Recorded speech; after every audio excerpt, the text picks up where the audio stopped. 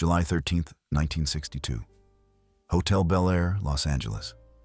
3:47 a.m. Photographer Bert Stern packed up his final roll of film and realized something that made his hands shake. In 2005, 71 photographs taken over 3 days, Marilyn Monroe hadn't smiled genuinely once. Every pose, every expression, every look was a goodbye. 6 weeks later, she was dead. But the photos she left behind tell a story nobody wanted to hear. Bert Stern was 32 years old and at the top of his game. He'd photographed everyone: Audrey Hepburn, Elizabeth Taylor, Liz Taylor.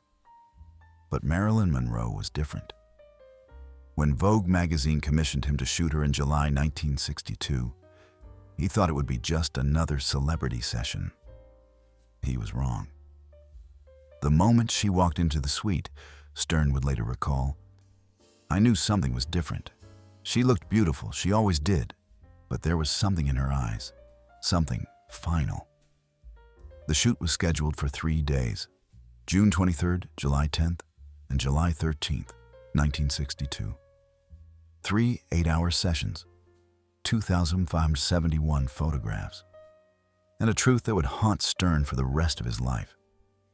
But here's where everything changed. Because what Stern captured on film wasn't just Marilyn Monroe, the sex symbol. It was Norma Jean Baker saying goodbye to a world that had used her, broken her, and was about to kill her. And she knew it. June 23rd, 1962. Hotel Bel Air, Suite 261, 2:00 p.m. Marilyn arrived 2 hours late. This was normal for her. She was famous for keeping people waiting. But when she finally walked through the door, Stern noticed something unusual. She was stone cold sober. Marilyn was known for showing up drunk or high, Stern told interviewers years later. But that first day, she was completely lucid, clear-eyed, present. And that's what scared me. The first setup was simple. Marilyn in a white robe, sitting on the edge of a chair, champagne glass in hand. The image that would become iconic. The last sitting. Let's try some sitting poses, Stern suggested. Marilyn looked at him with those famous blue eyes. Last sitting, you mean? Stern laughed, thinking it was a joke. What do you mean?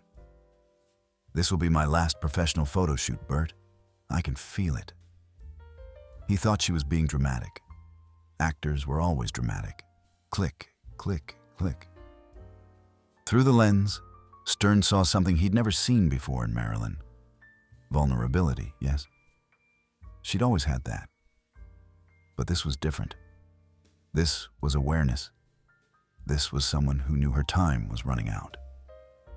She posed beautifully, Stern remembered. But every time I lowered the camera, the light went out of her eyes, like she was only alive when performing and dying when she stopped. Over 6 hours, they shot 723 photographs. Marilyn in scarves, Marilyn nude, Marilyn in jewelry, Marilyn behind sheer curtains.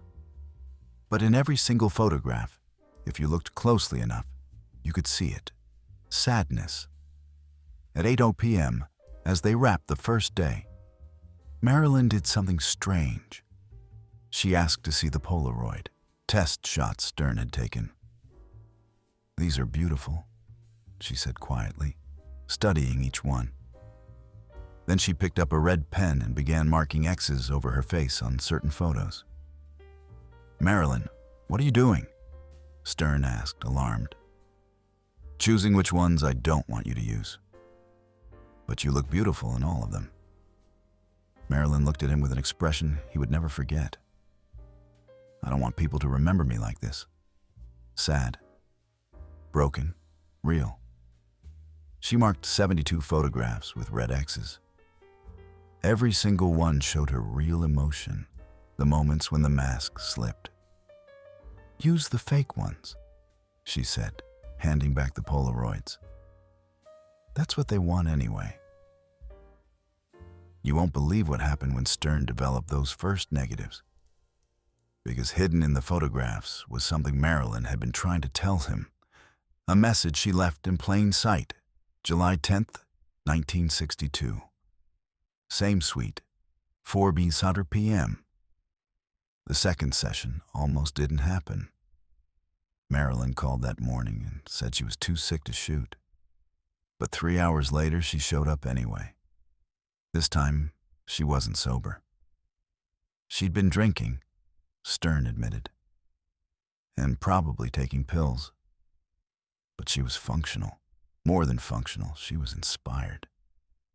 The theme for day 2 was more avant-garde. Colored scarves, dramatic lighting, artistic nudity. Marilyn had requested champagne on set, which was unusual. Stern ordered 6 bottles of Dom Perignon. "Let's make this fun," Marilyn said, popping the first bottle. But her smile didn't reach her eyes. As the session progressed, Marilyn became more animated, but also more erratic. She would pose perfectly for 20 minutes, then suddenly stop and stare out the window. "Marilyn, are you okay?" Stern asked during one of these pauses. "Do you believe in premonitions, Bert?" "What do you mean?"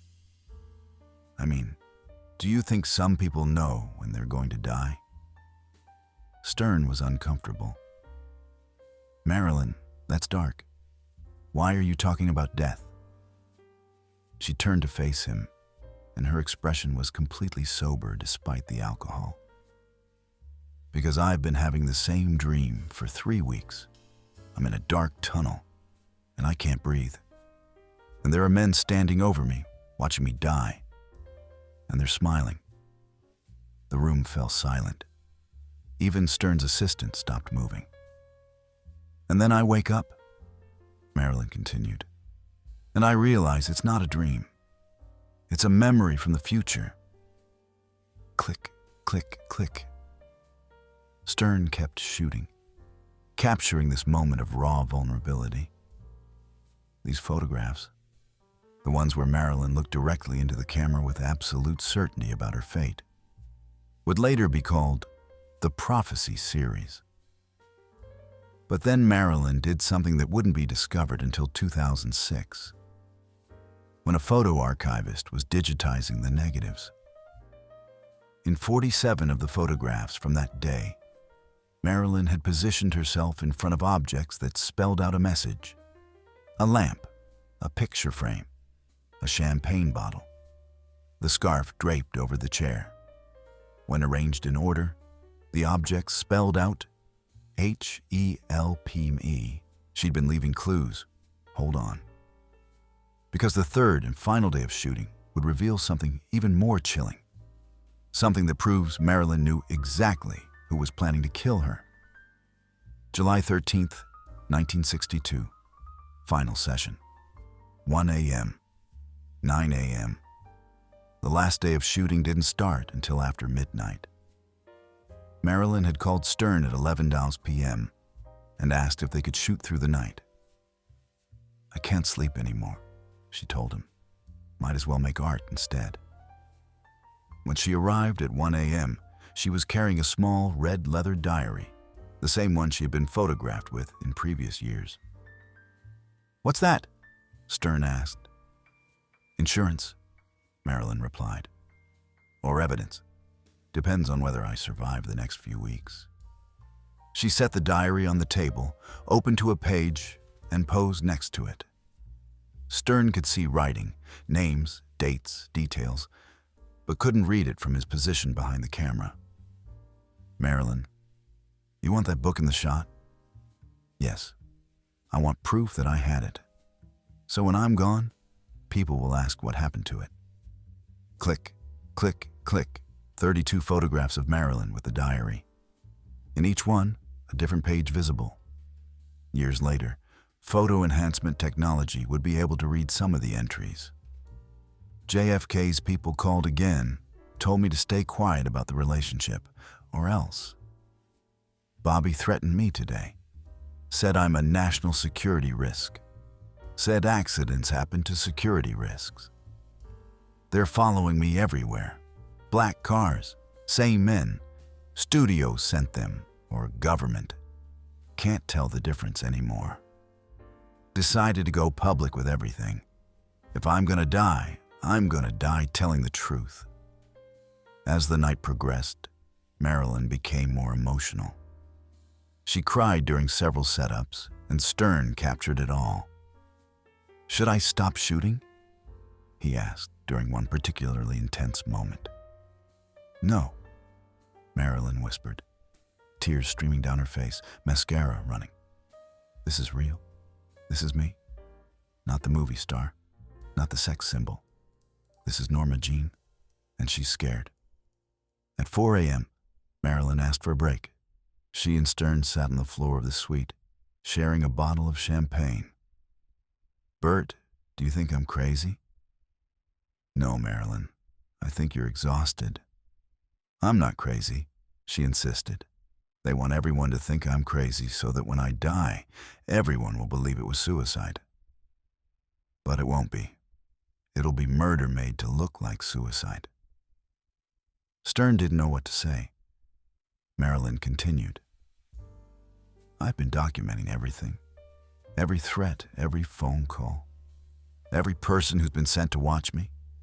I have recordings, photographs, proof. Proof of what? Proof that Hollywood and Washington are the same thing. Proof that when you know too much, they kill you.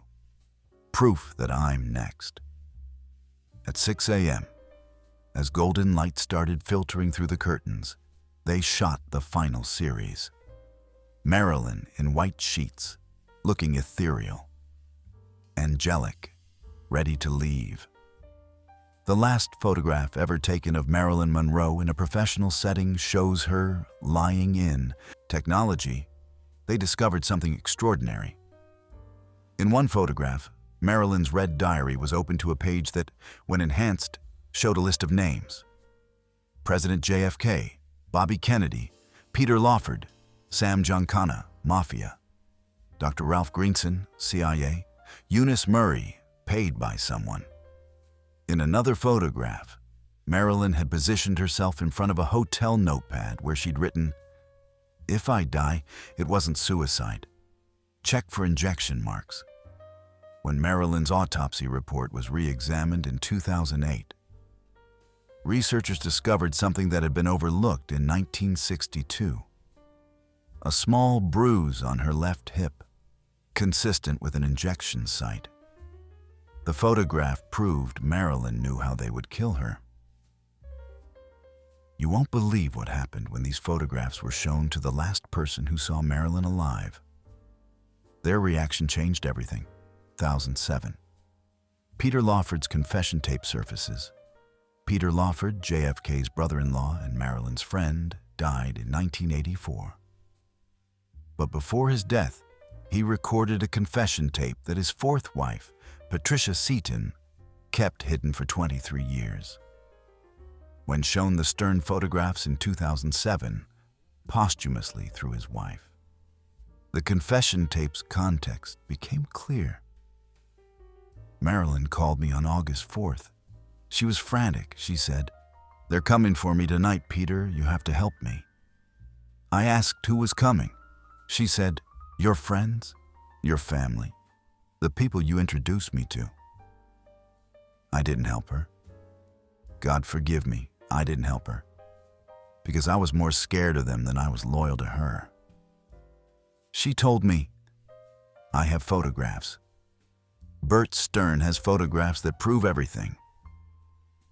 I didn't know what she meant then, but I think I do now. She knew they were coming. She documented everything, and we let them kill her anyway because we were cowards. But here's where everything changed. Because one of Stern's assistants from that photo shoot finally came forward with the most shocking revelation of all. 2011. Stern's assistant breaks 49 years of silence. Alan Whitey Snyder wasn't just Marilyn's makeup artist on The Last Sitting.